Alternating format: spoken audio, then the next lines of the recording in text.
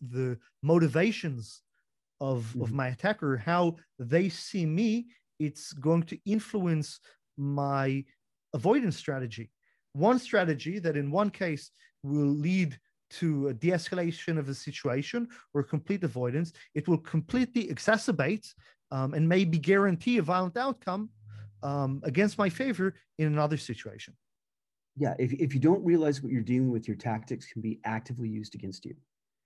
For a long time, and it's changing now, and I think it's a good change, most self-defense instructors have been like us. They've been martial athletes, have been studying for a long time, and then they want to be useful, so they want to teach self-defense.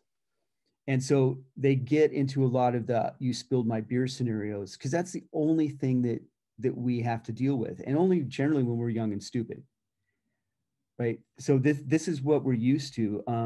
I have a guy I know, and he's been a bouncer, and he's had 100 or so encounters, and he thinks that's a lot of experience. He doesn't realize that he's had the same 2 fights 50 times each. He's had the "you don't look so tough to me," and pulling somebody off somebody else that spins and punches at him. He's never been a 5'2" woman being grabbed by the hair from behind. He doesn't get that. He's got lots of experience. This is how violence happens. He knows because he has lots of experience. But we all have experience in these little narrow fields, and we really fuck it up when we decide that our narrow field is the whole thing. In the shooting world in the U.S., everyone wants to train under a tactical shooter. Tactical shooters are hunters. They get called to something.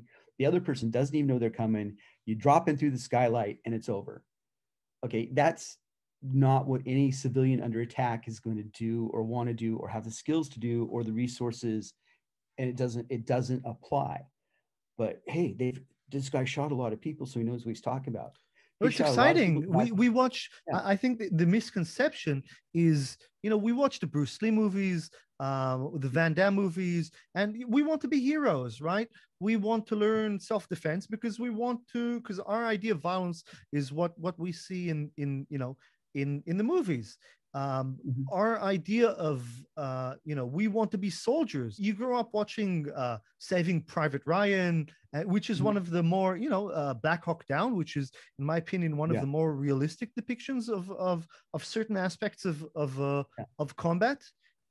And you think that's what war is. That's what it means to be a soldier, and you go into that expectations. But then, real world is very different. We watch the UFC and we think, okay, here's Conor McGregor, Habib, whatever.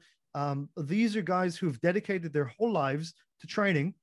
They train 6, 7, 8 hours a day, every single day in their training camps leading up to specific fight. They sit and they analyze countless hours of videos of the people that they're going to face with the coaches. They've got a striking coach, they've got a grappling coach, they've got a conditioning coach, they've got a nutritionalist, and here is Joe Blow, who's working as accountant and wants to do and thinks that, okay, well, I should be doing what Conor McGregor is doing, but no, I'm going to do that twice a week irregularly, and that somehow is going to help me defend my loved ones against home invasion.